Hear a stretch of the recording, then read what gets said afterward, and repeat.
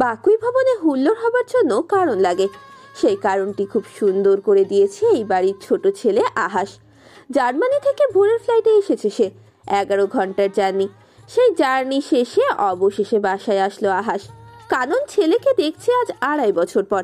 খুশি যেন ধরছে না। ঘর তার পরিপূর্ণ আজ। আহাসের আগমনে আওয়াল সাহেবও বেশ খুব প্রসন্ন। আহাস অভ্রের মতো নয়, খুব গোছানো শৃঙ্খল ছেলে। তার কথাবার্তাও বেশ মার্জিত, ম্যাচিওর। জার্মানিতে ইঞ্জিনিয়ারিং পড়াশোনা করছে হ্যামবার্গ ইউনিভার্সিটি অফ টেকনোলজিতে।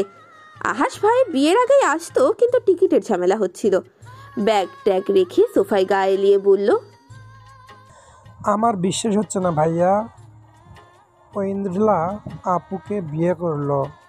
দুজনের সেদা কুমড়ো সম্পর্ক। আমি তো জার্মানি যাওয়ার আগেও তাদের ঝগড়া করতে দেখেছি। কানন হেসে বললেন, আমারও বিশ্বাস হচ্ছে না আমার ছেলেটা সংসারী হয়েছে। আওয়াল সাহেব তখন খবরের কাগজ পড়ছিলেন। কাগজ থেকে চোখটা তুলে গম্ভীর স্বরে বললেন, বউ, তোমার ছেলে সংসারী হলেই হয়, একদিনে কি আর বোঝা যায়? তখন খালারা সহ নবদম্পতি ফিরল, হাতে খাবার দাবার। আহাস এসে ওয়েন্ড্রিলার পায়ে ছুঁয়ে সালাম করলো। ওয়েন্ড্রিলা চমকে উঠল। 2.5 বছর আগের কিশোর ছেলেটা এখন যৌবনে পা রেখেছে। রোগা পাতলা ছিচকে ছেলেটা এখন ভাইয়ের মতো সুঠাম দেহি সৌমকাম্য হয়েছে। ওয়েন্ড্রিলা প্রথমে চিনতে পারেনি, অবাক হয়ে তাকিয়েছিল অনেকটা সময়। অবশেষে চিনতে পারল। আহাস, তুমি তো ব্যাটা হয়ে গেছো। আহাস লজ্জা পেল, কিঞ্চিত লাজুক স্বরে বলল, সবাই তাই বলে, এখন তার চোখে পড়লেই হয়। শেষ কথাটা বলল আস্তে। ওয়েন্ড্রিলার কানে গেল না ঠিক। বাহিরে থেকে আনা খাবারগুলো সে পরিবেশনে ব্যস্ত। অভ্র ভাইকে জড়িয়ে ধরে বলল, তাহলে কতদিন থাকা? 1 মাস, এরপর আবার পারি দূরদেশে। অবশেষে ইন্দ্রিলা আপুকেই বিয়ে করলে। বলেছিলাম না তুমি তাকে ভালোবাসো। সাথে সাথেই কান মুলে দিল অভ্র। ফিসফিসিয়ে বলল, এসব ভারী শব্দ কোথা থেকে শিখেছিস আজাইরা? তাহলে বলছো ভালোবাসো না? অভ্র কিছুক্ষণ চুপ রইল। নির্নিমেষ চোখে তাকিয়ে রইল ওয়েন্ড্রিলার দিকে। অতঃপর বাঁকা হেসে বলল, আমি আমার জিনিসে কারোর ভাগ পছন্দ করি না। ঐন্দ্রিলা আমার পুতুল, তার ভবিতব্য আমি। আহাস চুপ করে গেল ভাইয়ের উত্তরে। বুক ছিঁড়ে বের হয় দীর্ঘশ্বাস। ড্রেসিং টেবিলের সামনে চুল আছড়া ছিল ওয়েন্ড্রিলা। অভ্রের মোবাইলটা সেখানে অবহেলায় পড়ে আছে। জনাব গোসলে গেছেন, 1 ঘন্টা হয়ে গেছে, এখনো বের হওয়ার নাম নেই। এর মাঝেই ফোনটা বাজছে কর্কশ স্বরে। ওয়েন্ড্রিলা দুশ্চিন্তায় পড়ল। ফোনটা কি ধরবে? বেশ কয়েকবার বেজেছে। অবশেষে সে ফোনটা হাতে নিল, তবে ধরতে পারল না। ফোনটা কেটে গেল। তবে অভ্রের ফোনটা হাতে নিতেই চমকে গেল ওয়েন্ড্রিলা। অবাক চোখে তাকিয়ে রইল, কারণ ফোনের স্ক্রিনে তার ছবি, হলুদের দিনের ছবি। হলুদের শাড়িতে গাল ভর্তি কাঁচা হলুদে একেবারে হলদে গোলাপ লাগছিল তাকে। নিচের দিকে তাকিয়ে হাসছিল কোনো একটা অজানা কারণে। বিষাদময় সেই রাতের এক টুকরো হাসি। কখন ফটোগ্রাফার ছবিটা তুলেছে জানে না সেটা। তার বিয়ের সেই বিখ্যাত ফটোগ্রাফার। ছবিগুলো অভ্র তার মানে আদায় করে নিয়েছে। শুধু করেইনি, তার ছবিটা ফোনের ওয়ালেও রেখে দিয়েছে। অভ্রের কাজগুলো খুবই অবাক করছে ওয়েন্ড্রিলাকে। সে এক দৃষ্টিতে ছবিটা দেখছিল। ঠিক তখনই অভ্র খপ করে নিয়ে নিল তার মোবাইলটা। তীক্ষ্ণ কণ্ঠে বলল, আমার মোবাইল ঘাটছিস কেন? কি মতলব, স্পাইগিরি করছিস? তোর অবর্তমানে কারোর সাথে প্রেমলীলা করছি কি না? ওয়েন্ড্রিলা তার প্রশ্নগুলো উপেক্ষা করে শুধালো, তোর ওয়ালে আমার ছবি কেন? অভ্র একটু থমকালো, তারপর ফিচেল হেসে বলল, আমি যখন খুব টেনশনে বা বিপদের সম্মুখীন হই, যখন আমার মাথায় একেবারে কাজ করে না, ভয়, দুশ্চিন্তা, ডিপ্রেশন আমাকে ঘিরে ধরে, তখন আমি তোর ছবি দেখি। আমার মনে সাহস জন্মায়। মনে মনে বলি, তোর মতো ডাকাত বাহিনীকে যদি আমি সহ্য করতে পারি, তাহলে পৃথিবীর এই যাবতীয় সমস্যা কি? এগুলো তো তোর সামনে অতি তুচ্ছ, নগণ্য।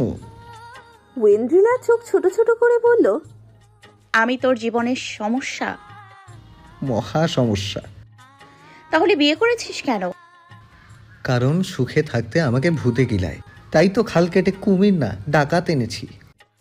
ওয়েন্ড্রিলা দাঁতে দাঁত পিষে ক্রুদ্ধ নয়নে তাকিয়ে রইল। অভ্রের নগ্ন গায়ে লেপ্টে আছে জলকণা, চুল ভেজা। অবহেলায় টাওয়াল ফেলে শুয়ে পড়ল বিছানায়। ওয়েন্দ্রিলা তৎক্ষণাৎ খাটে এসে ঠিক মাঝখান বরাবর একটা সীমা বানালো, বালিশ দিয়ে বর্ডার অঙ্কন করলো। তারপর কঠিন স্বরে বলল, আজ যদি আমার ধারে কাছেও আসিস আমি তোর মুখ ভেঙে দিব। এটা বর্ডারের সীমা। এদিকে এলেই তোর ভবলীলার সঙ্গ। অভ্র কিছু সময় তাকিয়ে রইল, তারপর হাসলো কৌতুক করে। সেই হাসির মর্ম ওয়েন্দ্রিলা বুঝলো মাঝরাতে, যখন বালিশের জায়গায় বালিশ থাকা সত্ত্বেও পাথর সম হাত পা দিয়ে তার উপরে উঠে এলো, তার শরীরের উপরে। সরাবার চেষ্টা করলেও কাজ হলো না, বরং সমস্ত শরীরের ভার ছেড়ে তার গলায় মুখ গুজল কুম্ভকর্ণের মতো ঘোড়া বেঁচে ঘুমন্ত অভ্র। ওয়েন্দ্রিলা হাল ছেড়ে দিল, তার গায়ে শক্তি নেই এই বিশালাকার পুরুষকে নাড়ানোর। ফলে বাধ্য হয়েই চোখ বুঝল সে। এত অস্বস্তির মাঝেও স্বস্তির ঘুম ভর করল নেত্রপল্লবে। বৌভাতের অনুষ্ঠান হচ্ছে শহরের বড় কমিউনিটি সেন্টারে। ওয়েন্দ্রিলার পরনে সাদা একখানা মসলিনের শাড়ি, হালকা মেকআপ, নির্মল সাদা কাঠগোলাপের মতো লাগছে কোমলমতিকে। বন্ধু বান্ধব আত্মীয় স্বজনের উপস্থিতি অনুষ্ঠানকে আরও জাঁকজমকপূর্ণ করলো। এর মাঝে ওয়েন্দ্রিলা স্বস্তি ফিরল যখন পিউকে নজরে পড়ল। স্টেজ থেকে ডাকলো তাকে। এদিকে বিখ্যাত ফটোগ্রাফারের তর্স হয় না, শুধু বলে, আপু পোজ দেন। হাজারখানেক ছবি তুলেছে সে। ওয়েন্দ্রিলার এখন পা ব্যথা করছে। পিউ বান্ধবীকে ডাকেই স্টেজে উঠল। কেমন মলিন যেন তার মুখখানা। ফলে ওয়েন্দ্রিলা শুধালো, তুই নাতেই গেলি কেন? আর সকালে যে ফোন করেছিস একটা আবার তোলা যায় না? জানিস আমি কি চিন্তায় ছিলাম? আসলে আমি ভয়ে এই মুখ হইনি। আন্টি যদি আমার পিঠ ভেঙে দেয়। অতীব কৃত্রিম স্বাভাবিক স্বরে উত্তর দিল পিউ। ওয়েন্দ্রিলা তার দিকে চোখ মুখ কুচকে তাকালো। তুই কি আমার মায়ের ঘরে আসতে আমার ঘরে? বাহবা একদিনেই অভ্রের ঘর তোর ঘর হয়ে গেছে, কি উন্নতি। ওয়েন্দ্রিলা হেসে বলল, শুধু ঘর, ওর সব কিছু হাতিয়ে দেউলিয়া করে দিব, তারপর পুটলি বেঁধে সোজা হিমালয়। বান্ধবীকে হাসতে দেখে স্বস্তির নিঃশ্বাস ফেলল পিউ। জড়িয়ে ধরে বলল, আমি চাই তুই যেন খুব সুখী হোস।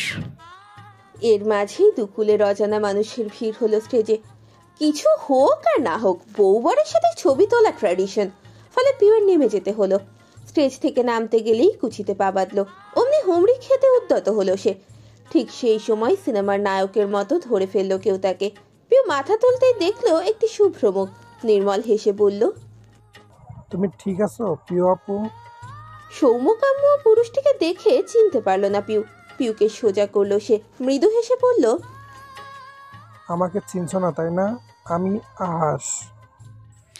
আস, তুই তো একেবারে দামড়া ছেলে হয়ে গেছিস রে।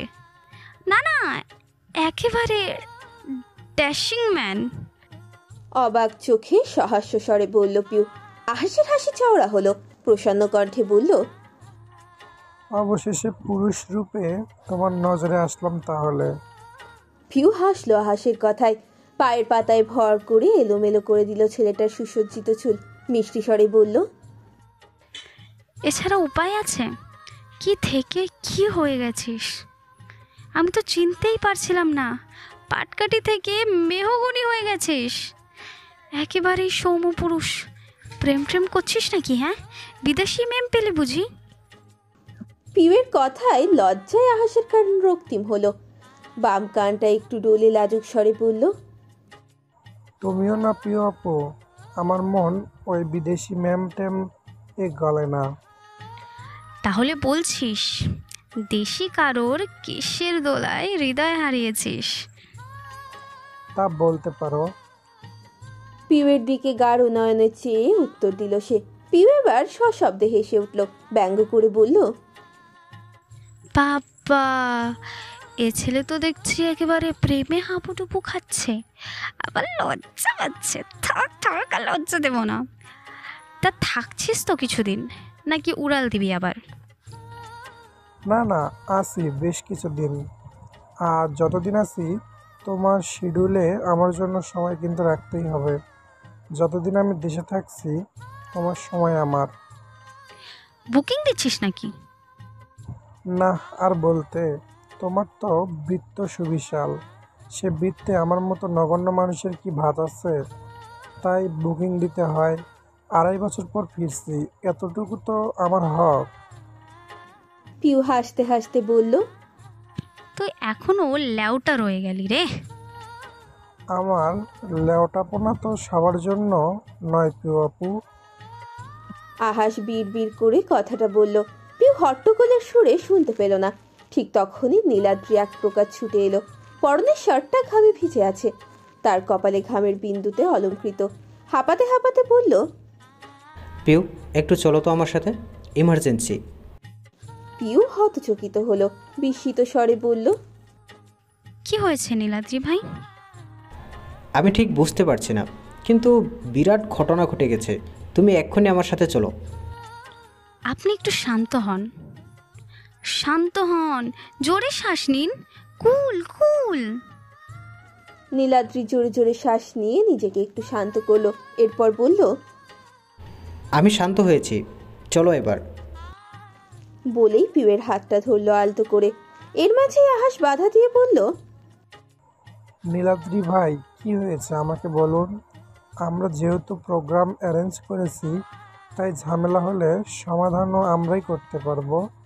পিউ আপু খামোখা কি করবে? পিউ আপু, তুমি বরং কাউন্টারে যাও, আমি তোমার পছন্দের কালো জামের ব্যবস্থা করছি, উপরে বাদাম কুচি দেওয়া। আহাসের কথায় তীব্র বিরক্তি নিয়ে নীলাদ্রি বলল, হে চোকরা, আমি কি তোমাকে কিছু বলেছি? আমার ঝামেলা তুমি সমাধান করতে পারলে আমি তো তোমার কাছেই আসতাম। উচ্চতর পর্যায়ের গর্দভ কোথাকার। এই পিউ, চলো। পিউ কোনো কথা বলার সুযোগ পেল না। এক প্রকার হাতখানা টেনে নীলাদ্রি তাকে নিয়ে গেল। আহাস কাতর নয়নে তাকিয়ে রইল। বুকটা ঝাঝা করছে তার। এমন কেন হয়? যাকে মন শহরের নিয়ন্ত্রণে হৃদয় ব্যাকুল, সেই মানুষটি নিয়ন্ত্রণ গ্রহণ করে না। আহাসের মনক্ষুণ্ণ হলো, চোখে মুখে স্পষ্ট হলো বিষণ্ণতা। পিউয়ের সামনে একটি হালকা বাদামি রঙের ছোট্ট কুকুর, সে লেজ নাড়ছে আর গোল গোল ঘুরছে। নীলাদ্রি তাকে টেনে কমিউনিটি সেন্টারের বাহিরে নিয়ে এসেছে। হাতখানা ছেড়ে বলল, দেখো। পিউ হতবাক স্বরে বলল, আপনি আমাকে কুত্তা দেখাতে নিয়ে এসেছেন নীলাদ্রি ভাই? কুত্তা বলো না তো, শুনতে পেলে কষ্ট পাবে, বেচারারও মন আছে। বেশ কঠিনতা প্রকাশ পেল নীলাদ্রির স্বরে। পিউ তার বাক্য সূত্রে বলল, আচ্ছা, আপনি আমাকে ডগ দেখাতে নিয়ে এসেছেন? এটা যে সে কুকুর নয়, খেয়াল করে দেখো, এটা মিক্সড ব্রিড, নেরিকুত্তার পরিমিয়ানের কম্বো। আশ্চর্য ব্যাপার, এই কুকুরগুলো শহরে পাওয়া যায় না, পাওয়া যায় সাজেকের রাস্তায়। আরেকটা অবাক করার ব্যাপার, আমি একটাকে অ্যাডাপ্ট করেছিলাম, কিন্তু সেটা তো বান্দরবান, তাকে দেখাশোনা করছে আমার সাবেক অ্যাসিস্ট্যান্ট অজল সাঙ্গু। অথচ এই কুকুরটা দেখতে হুবহু তার মতো স্ট্রেঞ্জ। সে আমার কথাও বুঝে। দেখো, আমি সিট বললে বসবে। নীলাদ্রি সিট বলতেই কুকুরটা বসে পড়ল। নীলাদ্রি হতভাগ, কিন্তু খানিকটা উল্লাসিত গলায় বলল, দেখেছো, স্ট্রেঞ্জ। শকুন্তলা এত দূর থেকে এলো কি করে বলো তো? 517 কিলো যেখানে দূরত্ব। শকুন্তলাকে? আমার কুকুরের নাম, সে কুকুর হয়েছে তাতে কি, তার কি নাম হবে না? আমি তার নাম রেখেছি শকুন্তলা, 5 অক্ষরের নাম, কারণ ওকে শকুন্তলা ডাকলে সে 5 বার ঘেউ করে। পিউ মুখে হাত দিয়ে বলল, ও যে মেয়ে জানলেন কি করে? পরীক্ষা করে দেখেছেন? যদি ছেলে হয় তাহলে নাম কি হবে? কদম আলী? 5 অক্ষর আছে। অজল বলেছে ও মেয়ে, তাই মেয়েদের নাম শকুন্তলা। সারনেম দেননি? কুকুর হয়েছে তো কি, একটা সারনেম থাকবে না? শুধু নামে তো কষ্ট পেতে পারে। ওকে বরং শকুন্তলা মজুমদার বলে ডাকবেন। নীলাদ্রি মজুমদারের কুত্তা, থুকু, ডগ শকুন্তলা মজুমদার। নীলাদ্রি চোখ দুটো ছোট করে বলল, তুমি মজা করছো আমার সাথে পিউ? মজা করছি না নীলাদ্রি ভাই, আমি সিরিয়াস। দেখুন, আমি কি হাসছি? বলেই মুখ এগিয়ে দিল। নীলাদ্রি কিছু সময় দেখলো পিউকে। তার ওয়েন্দ্রিলার মুখ দেখে বোঝার উপায় নেই সে কৌতুক করছে নাকি সিরিয়াস। সে কথা ঘুরিয়ে বলল, আচ্ছা, ও এখানে এলো কি করে পিউ? আর তুমি তো অনেক বুদ্ধিমতী, একটু বলো তো। এই কুকুর যে শকুন্তলা মজুমদার, আপনি কি শিওর? ওর নাম ধরে ডাকুন, দেখি সে 5 বার ঘেউ ঘেউ করে কিনা। নীলাদ্রি সত্যি সত্যি ডাকলো, আর আশ্চর্যজনকভাবে কুকুরটা 5 বার ঘেউ ঘেউ করলো। নীলাদ্রি প্রায় চিৎকার করে বলল, ও শকুন্তলা। আমার মনে হয় ও বান্দরবান থেকে আপনার জন্য চলে এসেছে। ওদের নাক তো অনেক তীক্ষ্ণ হয়, শুকতে শুকতে চলে এসেছে। স্ট্রেঞ্জ নীলাদ্রি ভাই, আপনি বরং বান্দরবন যাওয়া বাদ দিয়ে দিন, এখানে থেকে কুকুরের ওপর রিসার্চ করুন। রিসার্চের বইয়ের নাম আমার কুকুর শকুন্তলা মজুমদার। তুমি আবার মজা করছো পিউ? মোটেই না, আমি সিরিয়াস, দেখুন আমি হাসছি না। নীলাদ্রির মুখে ভীষণ চিন্তা ভর করলো। সে ফোন বের করলো, নিজের সাবেক অ্যাসিস্ট্যান্টকে ফোন করলো, সে ফোন ধরলো না। ফলে আরও চিন্তায় পড়লো নীলাদ্রি। কাল সকালে বাস, অথচ এখন এই শকুন্তলা এরকম কাণ্ড ঘটালো। সেই কাণ্ডের সমাধান না করে যাওয়াও তো যাবে না। পিউ ফোঁস করে একটা দীর্ঘশ্বাস ছেড়ে বলল, আমি এখন যাই নীলাদ্রি ভাই, কালো জামের কাউন্টার শেষ হতে চললো। তুমি যেও না প্লিজ, আমার কাছে বসে থাকো, আমার না ভয় লাগছে। কিসের ভয়? জানি না, দেখো আমি ঘামছি, প্লিজ আমার কাছে থাকো। পিউ হাসলো, নিজের শাড়ির আঁচলটা দিয়ে আলতো করে মুছে দিল নীলাদ্রির কপাল। তারপর সহাস্য স্বরে বলল, আমি আছি, ভয় নেই নীলাদ্রি ভাই, আপনি বললে আমি সারা জীবন আপনার পাশে থাকবো। ধন্যবাদ পিউ। পিউ দীর্ঘশ্বাসটা গোপন করে নিল। নীলাদ্রি হাঁটু গেড়ে কুকুরটার সামনে বসেছে। সে যতবার তাকে ডাকছে সে ঘেউ ঘেউ করছে, তাও ঠিক 5 বার। পিউ এই পাগলামিগুলো দেখছে মুগ্ধ নয়নে। আজকে তার আর কালো জাম খাওয়া হবে না, তবে আফসোস নেই, এই পাগল পুরুষটাকে 2 চোখ মুখে দেখতে তো খারাপ লাগছে না। অভ্রের খালারা আজকে চলে যাবে, বাস রাত 11টায়। কিন্তু অভ্র এবং ওয়েন্দ্রিলা তাদের বিদায় দিতে পারবে না, কারণ এখন তারা ওয়েন্দ্রিলাদের বাড়িতে যাবে নাইওরে। ফলে খালারা ওয়েন্দ্রিলাকে জড়িয়ে ধরে কান্নাকাটি শুরু করে দিলেন।